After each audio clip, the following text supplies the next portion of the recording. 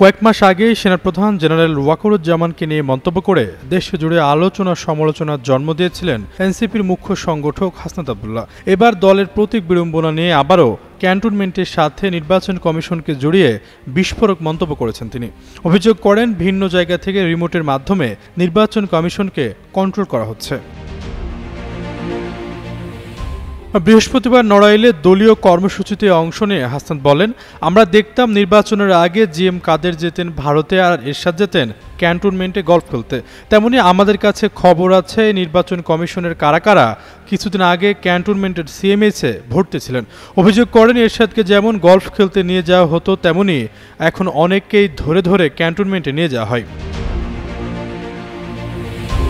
রান্নায় আমার ভালোবাসা Jamuna gas stove. Jamuna gas stove, আধুনিক, নিরাপদ ও দীর্ঘস্থায়ী। অতীতে যে রাজনীতির খেলা ছিল তা বদলে দেওয়ার হুঁশিয়ারি দিয়ে হাসনাত বলেন, আমরা রাজনীতিবিদদের জনগণের কাছে জবাবদিহি করতে বাধ্য করব। এ সময় নাম উৎরে দিয়ে এনসিপির শীর্ষ নেতা বলেন, রাজনীতি করতে হলে চাকরি ছেড়ে দিয়ে মাঠে আসতে হবে, ক্যান্টনমেন্ট থেকে রাজনীতি করতে দেওয়া হবে না।